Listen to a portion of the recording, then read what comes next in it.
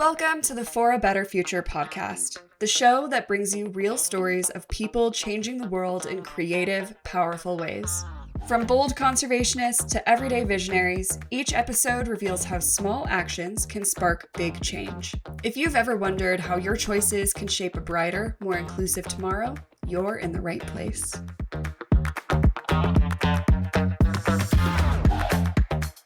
I have practiced recording this episode several times for the past hour.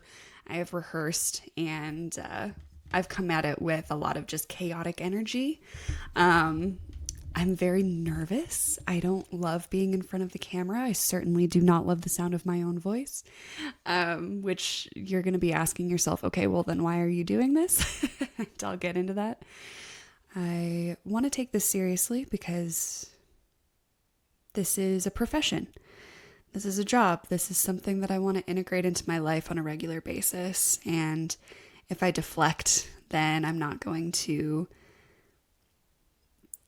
treat this with the respect that it deserves. So, my intention for this podcast episode, the first of hopefully many, is to be okay with imperfection.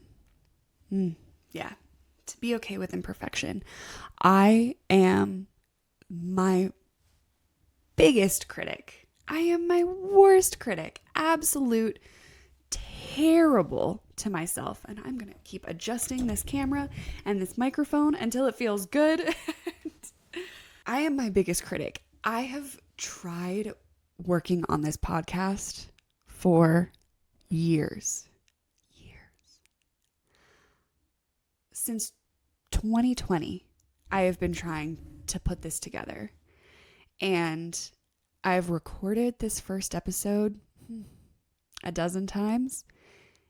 And then I get in my head about it when I go back into editing. And I don't like the way I look. I don't like the way I sound. I don't like the topic that I'm discussing. I haven't come prepared enough, or I just don't take it seriously enough, or something has gone wrong, or I get distracted, or someone walks in on me while I'm recording and then I get really flustered and embarrassed and I just delete every single time. And I am in a place now where I know that everything that I want is on the other side of cringe. Everybody is bad at something when they do something for the first time. Nobody is perfect. I let perfect get in the way of good every single day of my life. I let imposter syndrome run my life, and I am so sick of getting in my own way. Because the reality of it is, I will not get to my big ambitious goals of running my own media production company if I keep letting myself get in the way. And I keep telling myself I'm not good enough. Nobody's good when they start something for the first time. That's just the way it is. And lately in my life, I've been trying a lot of things for the first time, pretty much just to practice moving through the emotions of being a beginner, because I get big toddler emotions when I do something for the first time and it's not good. I have this fear of failure. Such a fear of failure, this fear of being seen and being judged and being criticized. The reality is, the people that love me, the people that matter to me, they're not going to criticize the fact that I'm doing this.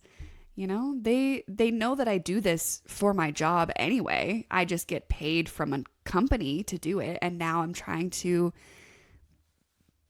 take the same actions and the same work that I get paid for from my 9-to-5 W-2 job and just implement those same strategies and practices into my own personal projects.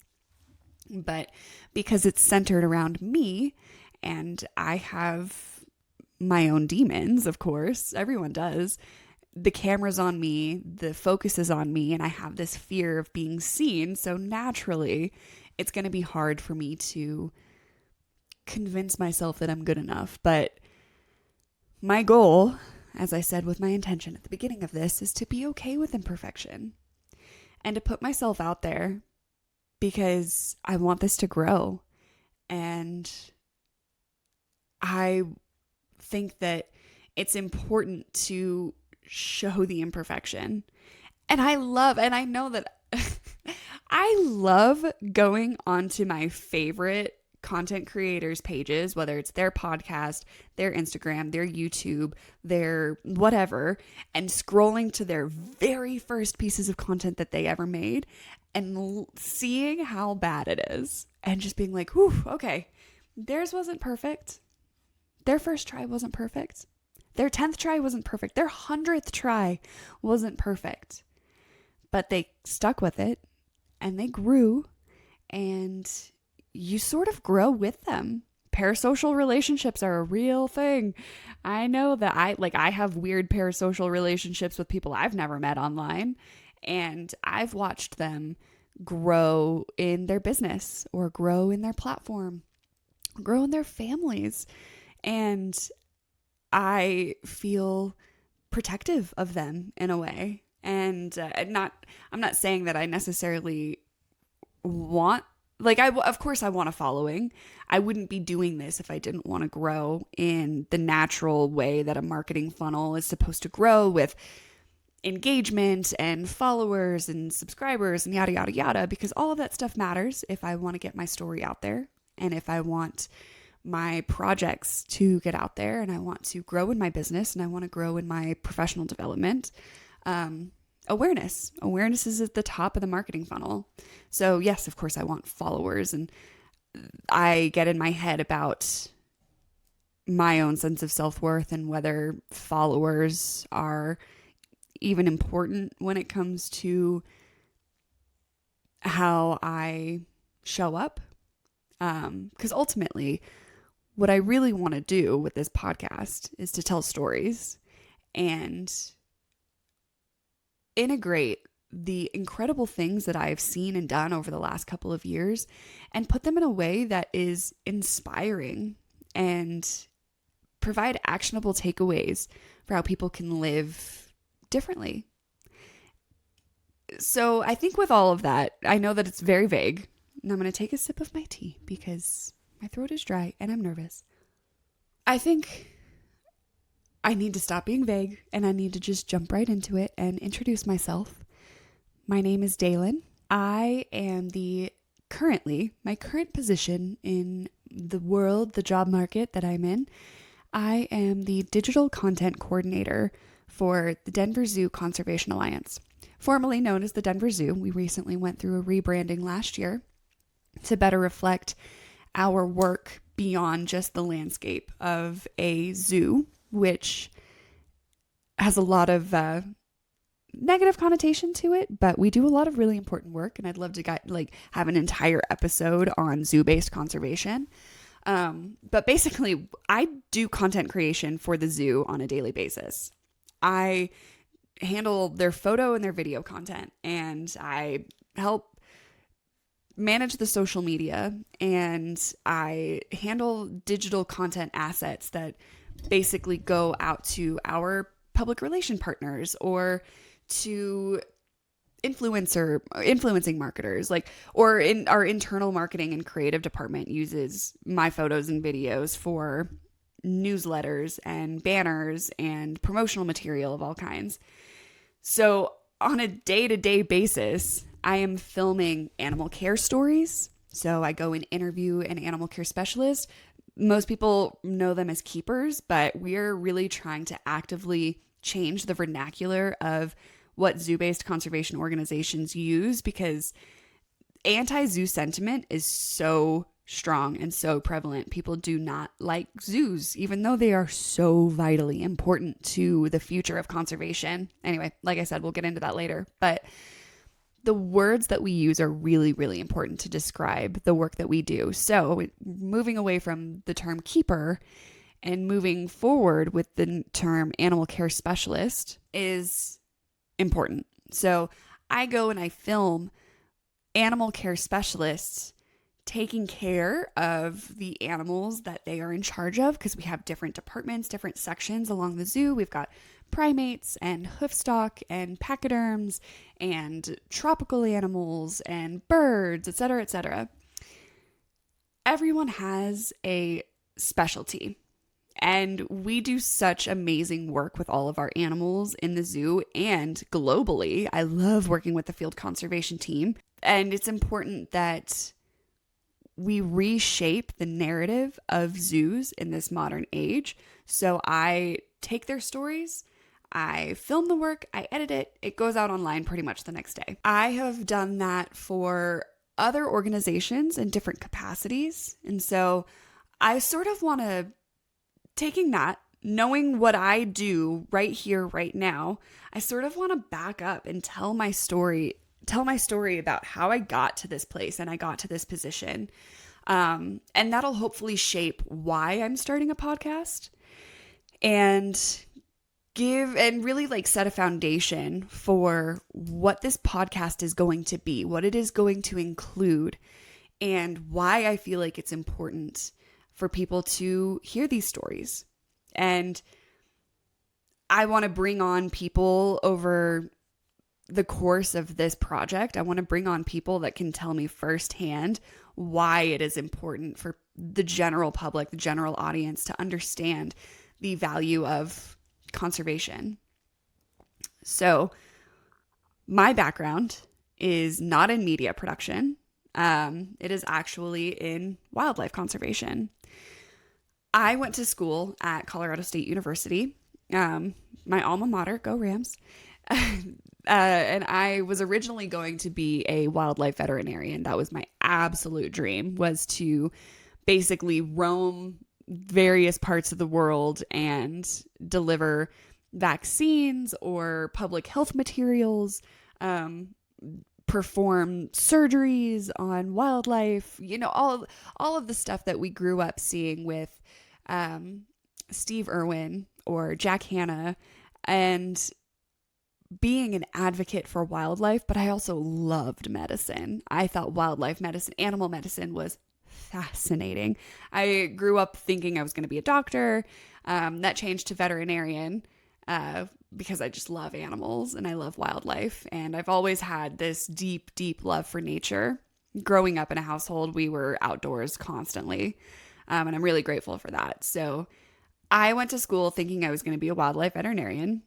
That changed. My a whole other story is how I navigated university. But I stumbled upon wildlife conservation. Actually, the full title is Fish, Wildlife, and Conservation Biology. And of those three things, I could choose which path I really wanted to concentrate on. If I wanted to concentrate on fish biology, wildlife biology, or conservation biology. A lot of you are probably asking, you've probably heard of the term conservation, but you're probably asking, what is it? What is conservation? It's a term that came around in, I believe, the 1800s. I should have done my research and wrote better notes before talking about it. But the head of the U.S. forest industry was a man named Gifford Pinchot. You'll see a lot of the term conservation come up with Theodore Roosevelt's presidency. He was a really big advocate for conservation because he was a big hunter. He helped establish a lot of our national parks. He was a sportsman, like a hunter. He was a fisherman, an angler. He was a major advocate and asset for our conservation systems that we see today, that we also see being taken away from us today. Anyway, the term conservation came about with Gifford Pinchot. Like I said, he was the head of the U.S. Forestry Department. And logging is a really pivotal part of the U.S. Forestry Service. So yes, we want to protect our forests, which is what a lot of people are familiar with when it comes to U.S. Forestry Service. But the original intention behind that department of our government was for logging purposes. Well, logging is a finite resource. Old growth trees, which are the best trees for the sturdiest wood that we see used in all of these industrial purposes, building, construction of all kinds, that is a resource that takes decades, if not hundreds of years to replace. So we started seeing, as the Industrial Revolution was taking place, and we started seeing massive growth and expansion in the United States as this country was developing, we started seeing massive swaths of old growth forest being taken away, just absolutely destroyed, which had consequences on the entire environment around it. Environmental cascades, that's a really important topic that we talk about in conservation, where everything has an impact on another thing. And forests provide habitat for all kinds of biodiversity. So when we remove these things that are also sequestering water and nutrients in the soil, we remove these trees, we remove soil from the ability to house nutrients and create vegetation. Basically, there's a cascade of negative effects that comes from logging. And when we cannot replace this resource faster than we are taking from it, we start seeing really terrible effects to the environment that affect humans, like flooding. Flooding is a really big impact that comes from logging. So anyway, the concept of conservation came around because we know that there is a very important element to humans having access to natural resources. But because they are finite in a lot of ways, we have to be able to replace them and use them indefinitely for future generations. So it's the practice of not only studying where are we at in whatever area of biodiversity that, scientists are studying, it's important to know where are we currently in the population of wildlife, fish, space, air, water, and where are we going to be in the future if we do not put guardrails around the usage of these finite resources. And throughout this process, we can take the information that we gain through the scientific method and doing experiments, we can present it to our policymakers, and they help decide how much is too much to take from the natural landscape. It's pretty straightforward when it comes to fish. How much fish can we take out of a system and not damage the ecosystem, the water ecosystem? How much wildlife can we take out of a system before it damages the biodiversity around it? Or the opposite is also true. How much is too much in a system? And do we need to cull animals? Do we need to cull pests or vermin or fish or whatever, things that are damaging to an ecosystem and creating an imbalance there? And how do we implement practices to create balance through hunting and fishing and wildlife permits and trapping? And there are a lot of really cool methods when it comes to creating balance within ecosystems. Conservation biology takes practice and theory from both of those elements, but it also implements the human side of all of these things. There's policy, there's ethics and principles behind it. There is getting out in communities, and there's public health. Diseases are a really big aspect of conservation that a lot of people don't think about. The spread of zoonotic diseases, so diseases that are transmitted between wildlife and humans, things like rabies and Ebola and COVID, SARS virus. So conservation has a lot of different elements and implications, and I was fascinated by the study of all of the above. But I was mostly fascinated in the human element of all of this because I am a human, so it impacts me directly. But also I'm interested in how policy plays a role in all of this. I'm fascinated in politics, and I'm fascinated by how humans make decisions. Psychology is something that I've really wanted to tackle in my career. And I think media really kind of taps into that because communications is something that I'm really passionate about. And I learned pretty early on in this conservation biology career that research was not something I was really naturally good at. There's a lot of math involved, and I'm not very good at math, but I'm really good at talking to other people and getting people energized and excited about the things that I'm really energized and excited about. And so I wanted to take everything that I know about the science and the theory of wildlife conservation and give it to other people to understand in a really easy and natural and comfortable way. Because I can't tell you how many times I fucking took statistics and chemistry in college. And that those things are a massive barrier to getting people to care about really, really important aspects of how our natural world works. Storytelling is how people care. Storytelling, getting people hooked with plots and characters and good versus evil. And people also love to have natural takeaways, whether it's through fiction or nonfiction. People always want to take some kind of lesson from what it is that they're reading or listening to or learning about. Storytelling has always been the human species, human culture's most natural way of communicating.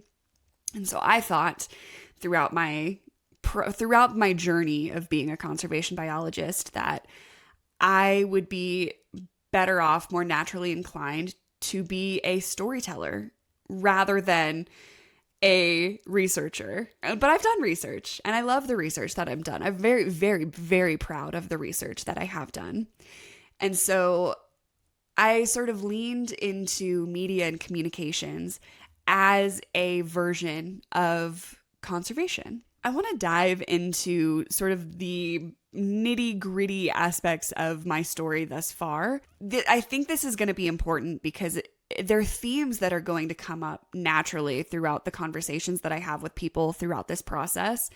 And when I refer to my time in Kenya, I want it to make more sense to people. When I refer to my time working with sea turtles, I want that to make more sense to people. When I talk about how I moved and lived abroad in a few different areas, I want that to make sense to people.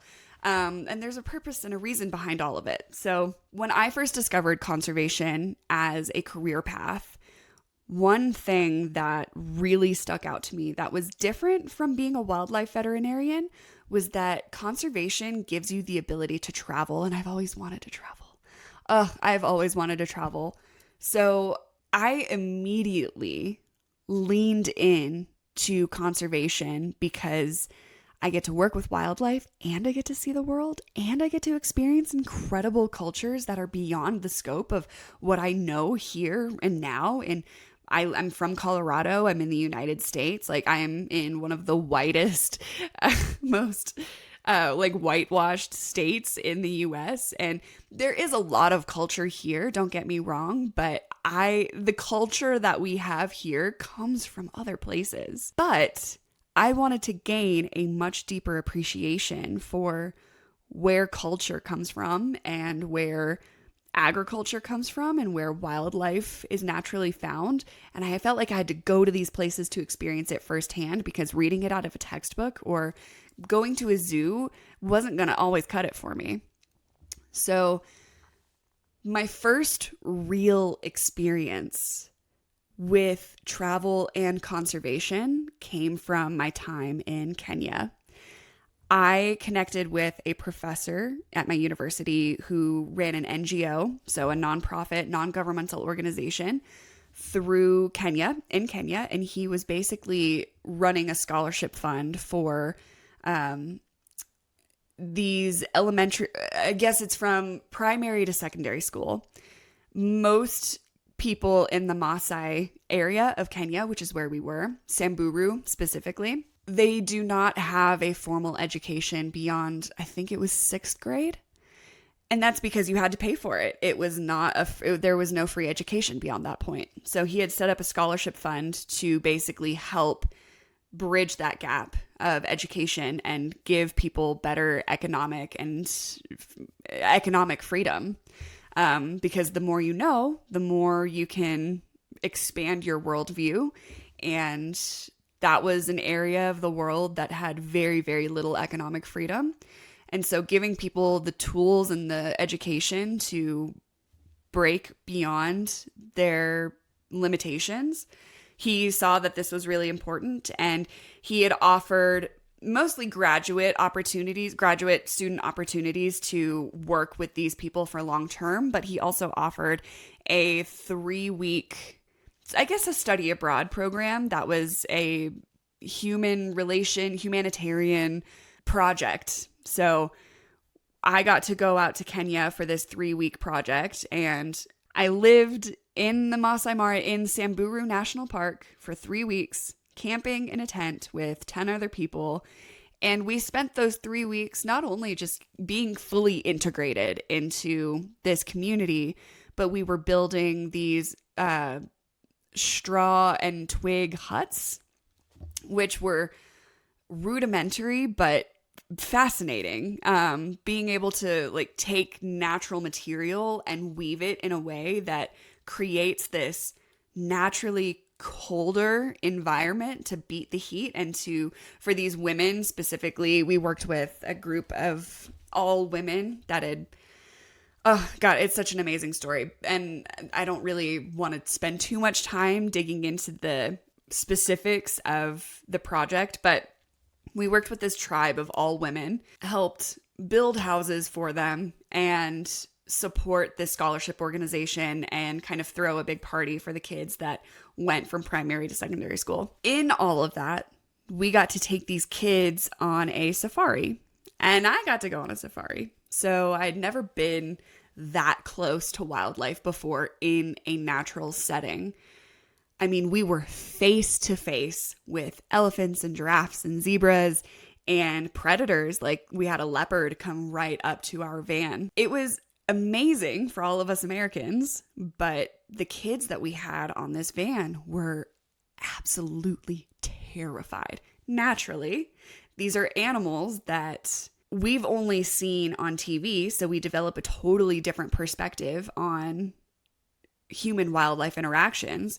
But these were people that were directly impacted by wildlife every single day.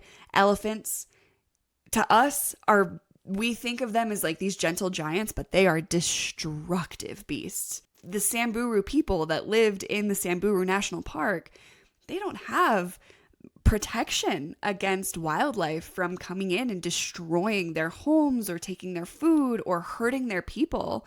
And so these kids grow up with a lot of fear of the natural world.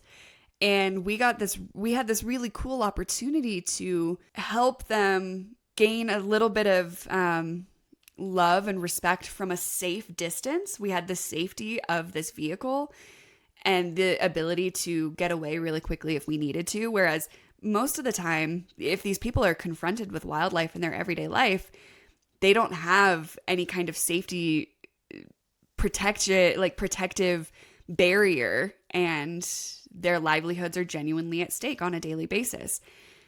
And that put a lot of perspective on me as a conservation biologist and just as a person. But also, I hope that for these kids, they maybe were able to gain a different appreciation and respect for wildlife by being able to see more wildlife from a distance and understand that there is a lot of benefit to having wildlife roam naturally and freely.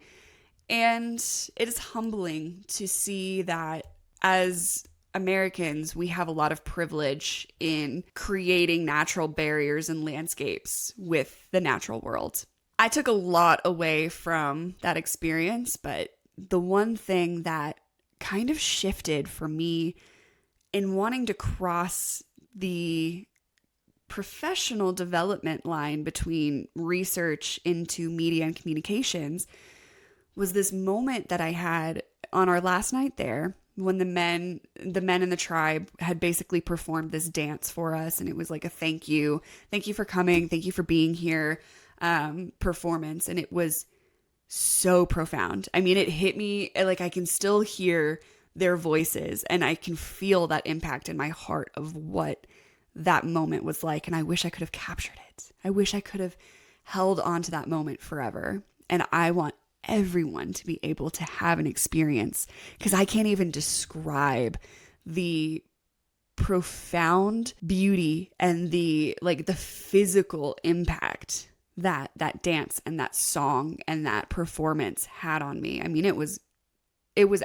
truly from another world. It really felt like it was an out of body experience that I had, and I wish I could have held on to it forever. I wish I could have videoed it. I wish I could have recorded it in some way, but I didn't. And I was in the moment, and I hope maybe one day I can go back and respectfully hold on to it. And I think travel is a really important element to having these deep, profound human experiences. Moving on from Kenya, I went to Ecuador, and I was kind of in the final year, one of my final semesters in school, and I had to work on a research thesis. And so I decided to go to the Amazon rainforest because it's the most biodiverse, most biologically rich place on the planet. And I thought, let's just make life really hard and find a species that no one's going to be able to find and do a research project on it. And I decided to study reptiles and amphibians because that's my favorite area of study within wildlife conservation. And I did a research project on camouflage and aposematism, which is how animals use bright colors as a natural defense mechanism. But turns out it's really hard to do research on animals that are camouflaged because they're really hard to find. Go figure. But the people that were leading this research project with me, they were from Ecuador, and they were herpetologists. So herpetology is the study of reptiles and amphibians. And they were wildlife photographers. So their goal, they were on this entirely different mission to capture all of the reptiles and amphibians that they could find in this region of the Amazon rainforest. They would photograph them, and then they would make their own photo books of all of these animals and sort of document all of their life history.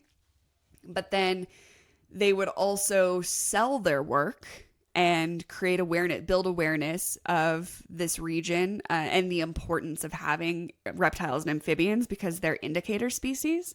And what that means is amphibians specifically, because they can live in the water and outside of the water, they rely very heavily on having clean air and clean water in order to survive. So if we start seeing mass die-offs of amphibians, that this can include salamanders and frogs and toads. If we start seeing massive die-offs of these species, we know that there's an element to their natural landscape that is threatening them.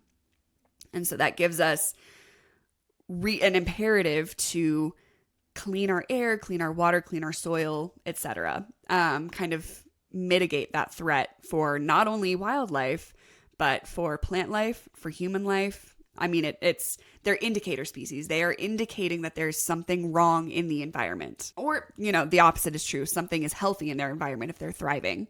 And our goal is for all wildlife to thrive in perpetuity. So, Tropical Herping, the company that I worked with to help me do this research project, their facilitators taught me wildlife photography. And I had this moment as they were teaching me how to photograph a sword-billed hummingbird, which is truly one of the most incredible species of hummingbird out there. Pro tip, if you're a bird person, go to Ecuador. Go to Ecuador. They have incredible hummingbird species. But the sword-billed hummingbird has a beak that is like twice as long as its body.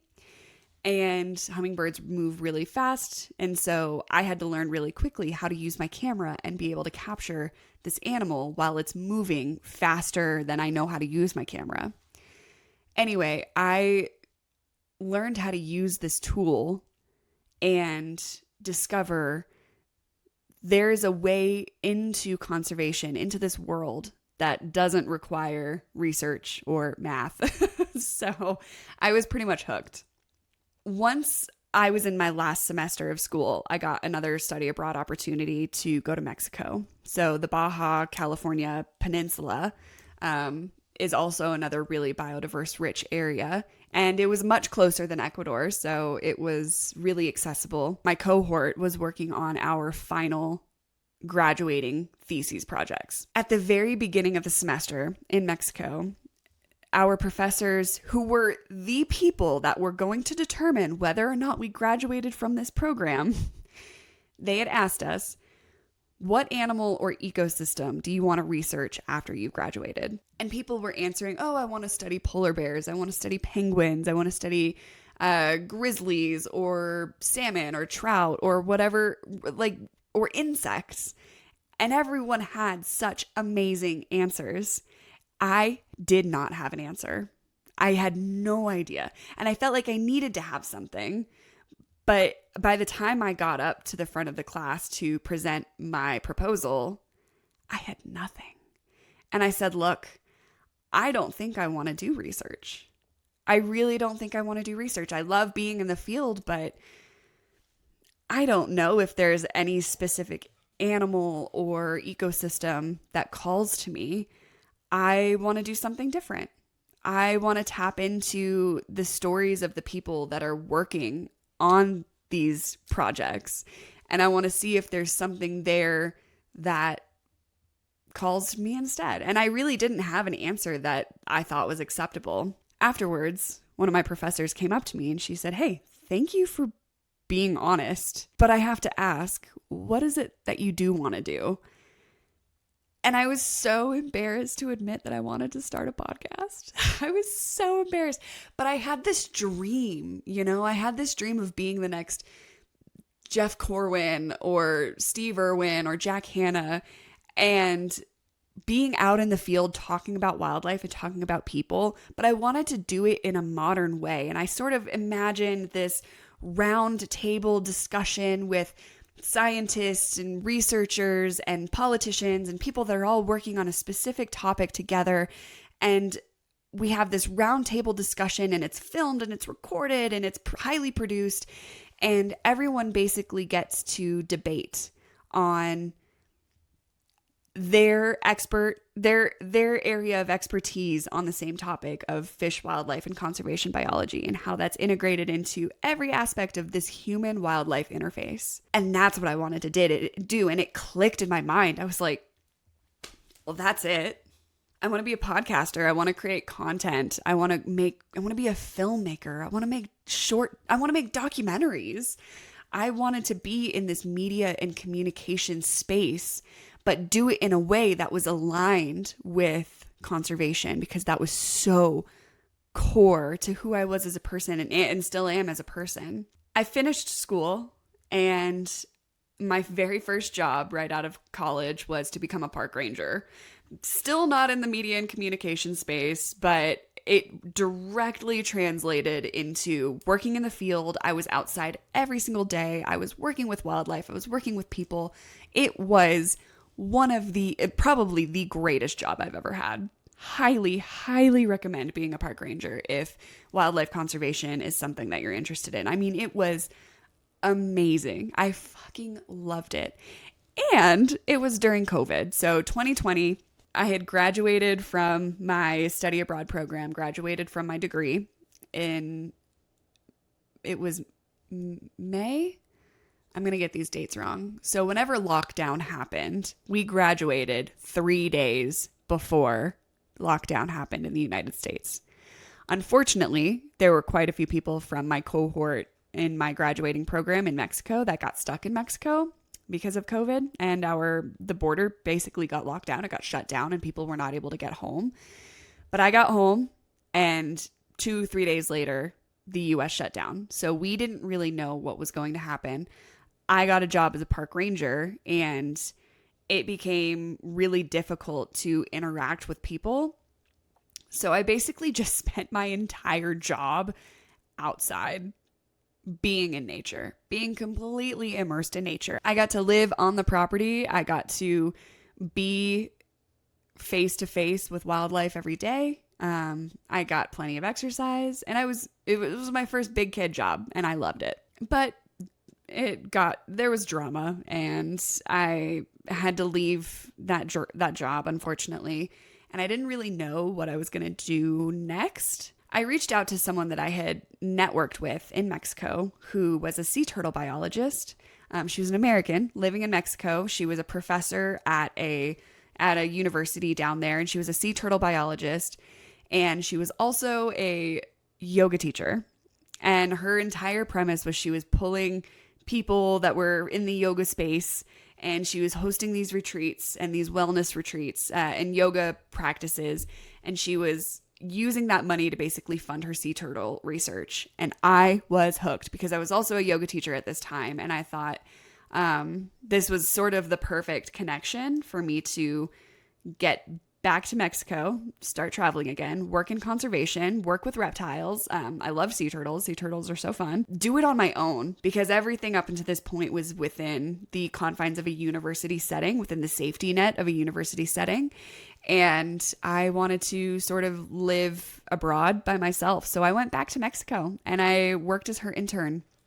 And I lived in this house with one of my best friends, and we did sea turtle research, and we also did all of her communications. So she's starting a nonprofit connecting sea turtles and wellness and sustainable fishing.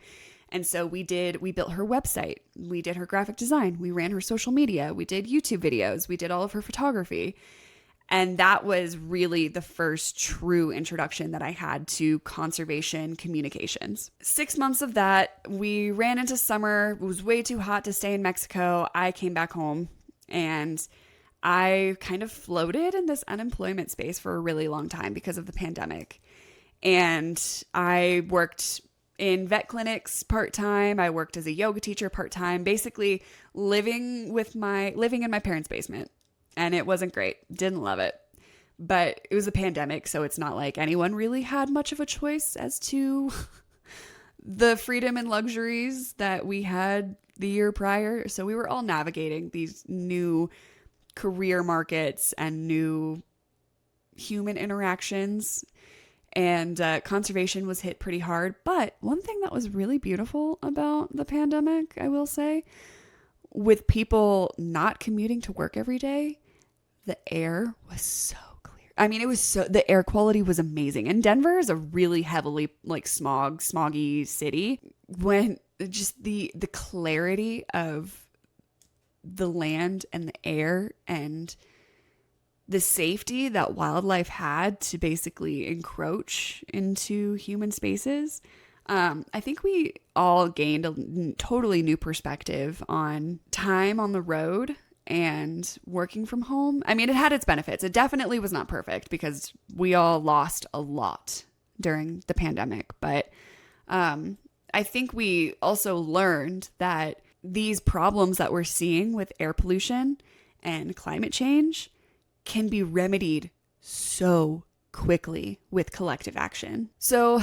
I was in this unemployment space for a while. I'd moved in with my boyfriend, and it was probably a full year of not having a job and him supporting me financially and emotionally and all of the above. And it got really, things were not great. He had my boyfriend's a musician, and he had one of his music composer friends. Her name is Dailyn, who came to the house. And we got to spend some time with her as she was passing through.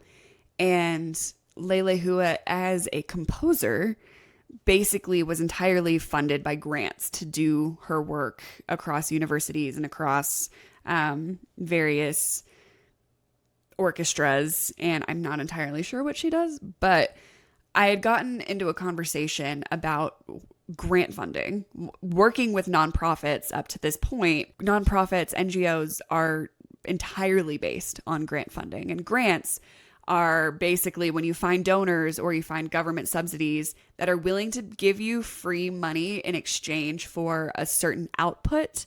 Whereas for-profit industries, they usually have a lot of stakeholders, and they want to see the profits that are made from the business basically go back into their pockets.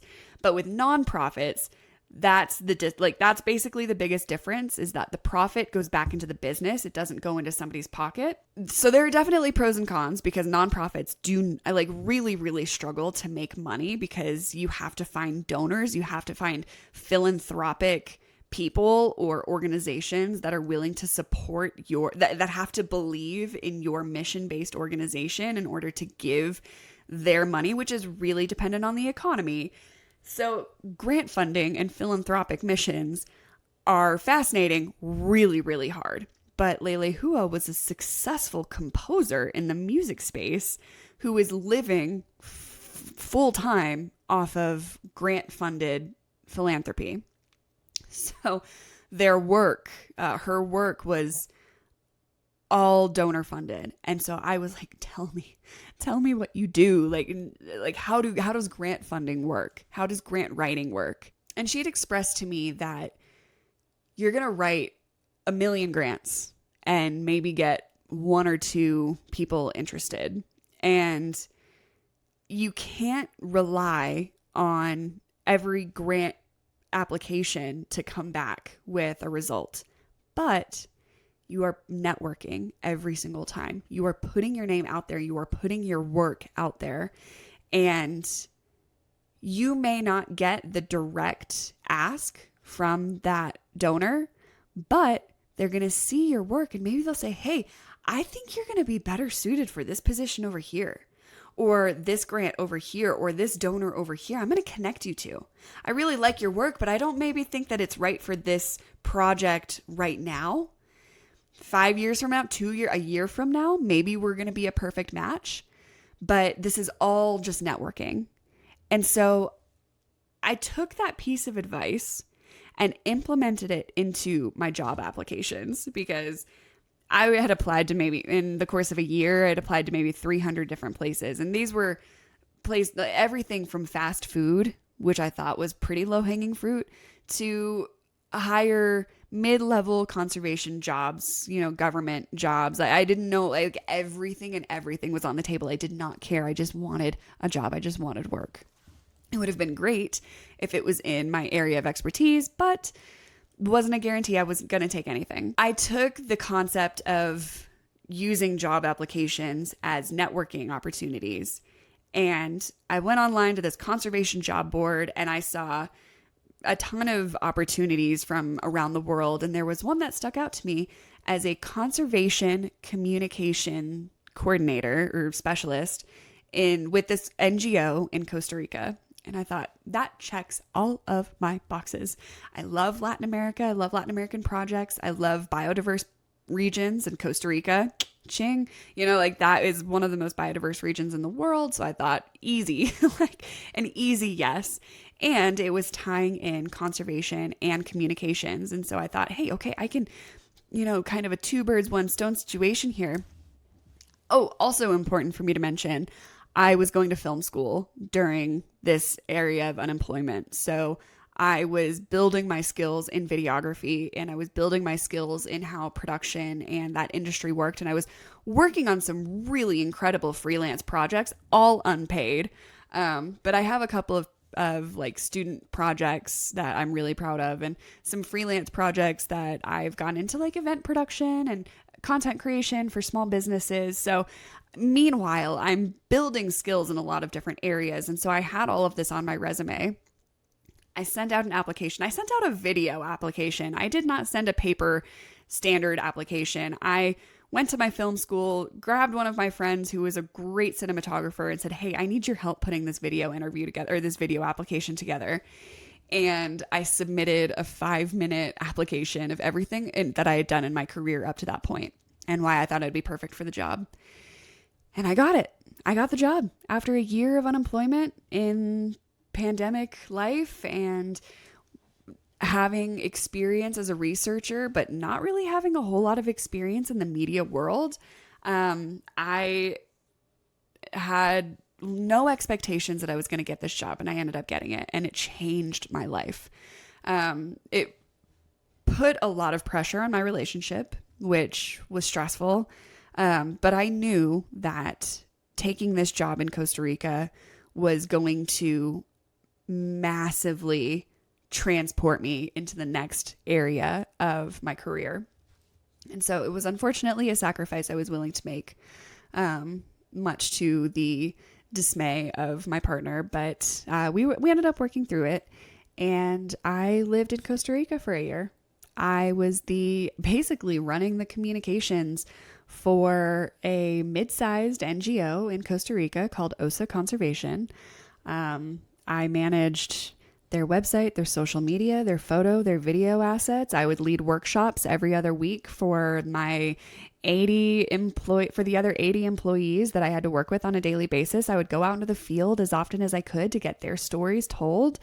And I made and produced several short films, short documentaries about we call them rainforest heroes. So they're conservation stories of people that are, everyday heroes working in some element of sustainability. Sometimes it was like this farm to table story. Others, it was protecting mangrove forests. And then we also had this whole section on kids that were doing the same thing. And so it was a really amazing sort of capstone project for my time that I was out there. But a year went by, and it was a really, really tough living situation. My Costa Rica journey is a whole story, as are all of these stories. They can be their own individual episode. I loved living and working in Costa Rica, but it took a toll. It took a toll on me physically, mentally, emotionally. My relationship was really on the rocks, and I felt like it was time to come back home. And so I applied to many jobs, including the job that I have at the zoo right now. And I got the job at the zoo, and I was so grateful for it because I got a full-time salary with benefits. I got to move back home. I got to move back in with my boyfriend, and do something that I love, which is wildlife and media. And I'm so grateful for the job that I have today. I mean, it has really propelled me into a very privileged and grateful position. I'm currently at Denver Zoo Conservation Alliance, and I'm very happy with where I'm at now. And I really encourage you to go onto their social media and see all the work that I do. But I don't really want my work to stop there. I want to have a creative career in conservation communications. I want to tell stories that are far beyond the scope of wildlife and human wildlife coexistence. And I want the mediums in which I tell these stories to go beyond podcast. I want to have beautiful interviews with incredible people and get their work out into the world and really highlight the importance of being in the field and doing the hard work, rolling up their sleeves, doing the hard work, the importance of research and the importance of policy, and also the ethics of all of this. Everything that I think is important and valuable when it comes to nature-focused living, reconnecting people with the natural world, because we live in such a digital landscape now, and there's so much there's so much cognitive bias, or that's not even the word. There's so much cognitive dissonance between where we are and how we live within the natural world. I'm grateful for the digital landscape because it makes access to information so easy, but it has also totally detached us from our natural human inclination to build communities and spend time with people and be one with nature and be absolutely wholly integrated into nature. And I want to bridge that gap. I want to hopefully inspire people to get back outside, or to support organizations that are doing the hard work, or to vote for people that are supportive of the people that are doing the hard work, or to just rethink how you interact with your everyday consumerism. I also really want to focus back on making documentaries. I love working with the camera. I'm not great at it. I'm not perfect at it, but I do want to get better. I think it's a really fun medium to play with. I've always been drawn to documentaries. In fact, one of the reasons why I switched from wildlife veterinary medicine to wildlife conservation biology was because of a documentary. I watched a documentary on coral health, coral reef health, and it was the story of Dr. Sylvia Earle, who is an incredible marine biologist. And there was something that clicked in me of, I don't necessarily want to be the person that's working on the coral health project, but I want to tell the story of the coral health project. And so how is that, the documentary aspect of it, that creative element, that creative output of, if that moment could have an entire career trajectory for me, I hope that I can do that for someone, and I can inspire someone to take some kind of action and make a change that transforms the entire trajectory of how they view the world around them. So essentially, I hope you can understand what this podcast is going to be about, but it's going to be conservation and in the field stories. And it's going to be about the unique ways that people are making an impact. And I want to connect with people that have their unique take on on sustainability and nature focused living. Like, maybe you've got a secondhand boutique, or maybe you're a wildlife photographer, or maybe you are the director of you're the CEO of an NGO, or maybe you're creating a really cool circular economy product that we can all buy into. I want this to be a platform for philanthropy. I want, through this platform and documentaries and YouTube content and social media content, to not only bring awareness to what I'm doing, but to what everyone else in this space is doing, and hopefully create networks of people that can grow the important work of nonprofits. But there are plenty of other areas that I want to explore. I want to build a business. I want to develop my leadership skills. I want to talk to people in this space of entrepreneurship and leadership and professional development. And I want to embrace creativity. I think that I am a natural artist. I think that there are things that I think that creativity can be implemented in every single aspect of our world and our work that we do. And building a business, developing leadership skills, creating this podcast, getting my hands on a camera, like, those are all ways that I can be creative. And so I really want to lean into that. I'm also fascinated with wealth building. I don't know if I'm necessarily going to lean too heavily into this podcast on financial health and wealth building, but it is something that I'm fascinated in, because along the lines of philanthropy and grant writing, all, like, wealth is an important aspect to getting anything to grow, especially in a capitalist society, which we all have to play that game. And wealth is a really interesting energy exchange.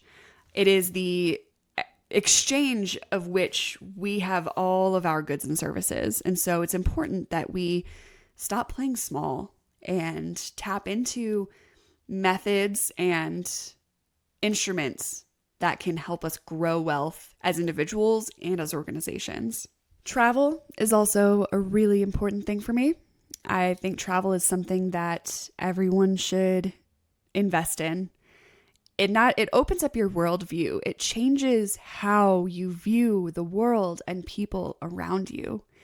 Travel it's humbling. It builds empathy. It builds really important and valuable life skills. I feel like the hardest moments of my life have been the lowest pits of despair when I've been traveling. It has been those moments of absolute culture shock and not knowing if I can do it, if I can get through it, if I can work through the language barrier, if I can work through the visa process, if I can get through living with people that I don't know, if I can work with human-wildlife conflict and being face-to-face with wildlife in my room, in my bed, in my natural landscape. I have a scorpion story I'll tell you all sometime. Travel, I think, is one of the most important things that humans can do. And it's something that I love and I'm passionate about. And I'm really hoping that if my dreams of building this podcast and this platform grow and go anywhere, I hope that it takes me to places around the world. So that's something that I really hope this platform does. I'm also interested in AI. I think AI is one of the most valuable tools that we have. It can also have massive consequences on the climate and on natural resources. So while I want to value it as a tool and as a resource, I think that we need to have really important conversations about the consequences of AI development. We really don't need to get into it now, but experts are scared. Experts in the AI space are scared that if we don't put safeguards on superintelligence, we could see consequences in the planet and as the human race. And I don't want to be pessimistic. I really want this to be a platform of optimism and inspiration, but there's a reality that we are living in a world where AI is sort of dominating every landscape, especially the creative landscape, and it's impacting our natural resources. And so as a conservationist, that is a really important thing that I want us to dive into and to dig into. But most of all, this practice of being in front of a camera, this practice of telling my story through these different mediums, it comes back to using storytelling as one of our most fundamental tools towards human advancement. Humans tell stories. I tell stories, and I need to practice being a storyteller. There are ways in which you can tell a good story that involves exposition, setting up the background and the landscape and building characters, and there's a plot, there's highs and there's lows, and then you reach an apex or a climax to the story, and then you have to have a resolution. There are elements to storytelling that are very, very applicable to this medium. And I think that the only way that we can get people to care about the planet and get people to care about each other and get people to care about our natural resources and wildlife and biodiversity is to tell stories, because that's how we pull human emotion. That's why I love documentaries. That's why I love content creation. And so storytelling is something that I think this is not only me practicing that, but helping others use these practices in building their own storytelling, their own media landscape. I don't want to be the only person that tells the story of OSA Conservation or Blue Turtle Sustainable or Denver Zoo Conservation Alliance. I want to hopefully use my skills as a communication specialist, as a media and producer, and pass those on to people that need them. That's also sort of tied into me building a business and me developing my skills in media production and the digital media landscape. So storytelling is going to be an important aspect to it that I hope that everything that I learn, I can hopefully impart in ways that you can take something valuable. But one thing about this medium that I want to integrate into my platform, I want to have clear takeaways in every episode that people like actionable items, and like having a summary at the end of my episode of like, this is everything that we talked about. Now here's what you can do to make a difference. Use these elements and go out into the world and do something incredible with it. That's why I hope that you find some kind of value in this episode. That's why I hope you can find some value in sort of joining me on this ride. I know that it's not perfect, and I am okay with it not being perfect. I hope that the production value goes up over time. I know that it will. The more you practice, the better you get. And right now I just have to practice being comfortable in front of a camera and practice being comfortable with being vulnerable. There's a lot of vulnerability in putting yourself out there and being cringe, but everything that you want is on the other side of being cringe. And we live in a really fast-paced world. I'm on a journey in figuring out how to balance it all within my own life. And I know that we all live in this consumerism, this lifestyle of consumerism, whether it's sitting in front of your TV or your phone or your laptop day in and day out and just being in front of the digital landscape, scrolling your life away. We are so deeply involved in consumerism, and I want us to break out of that. So having tools to do that is really important. And I want us to all slow down and find balance, myself included. I hope that this project can help inspire you. I hope that I can find people that are doing really incredible things in the world and create action and create space for positivity. And sustainability is accessible to everyone in small ways. You just have to find what suits you. Maybe it's just bringing a cup to Starbucks or bringing your own cup to your cafe. Maybe it's maybe it's visiting a recycling center and seeing what is acceptable and what is not acceptable to recycle. Maybe it's going to a secondhand boutique. Maybe it's picking up a hobby. I don't know. Like, there's so many different ways that you can implement sustainability in your life, and I want to explore all of that. So I'm going to go ahead and wrap this up because I feel like I've been talking for 71 minutes and I'm going to have to edit this down so that way it's a little bit more palatable. But I appreciate, if you've gotten this far, I appreciate you creating space for me and taking time to hear my goals and why I'm here and being a part of creating a better future, which is why I've named this podcast, which I haven't even touched on the entire time. I have named this podcast For a Better Future because I believe that every action that we take for a better future is the right one. I believe that we are all capable of creating a better future for ourselves, for the planet, for wildlife, for our neighbors, for our kids, for our businesses. And that's what this is going to be all about. I know that's broad. I know that's really a broad topic, but I think it's a worthy one. So thank you. Again, my name is Dailyn. You can follow me on Instagram. Eventually, I'll have a YouTube set up. You can see my projects there. You can follow me on Instagram. I'll link that below, and like, comment, subscribe, build awareness. Share this with someone that you think might be interested in conservation, or someone that might be interested in wildlife or travel or building a business or all of the above. So thank you. Thanks for joining us on this episode of For a Better Future. If today's story inspired you, share it with a friend and help spread the movement toward a more resilient, compassionate, and creative world. Don't forget to follow the show so you never miss an episode. And if you'd like to take your impact further, check out the resources linked in the show notes. Together, we can create the future we all want to see.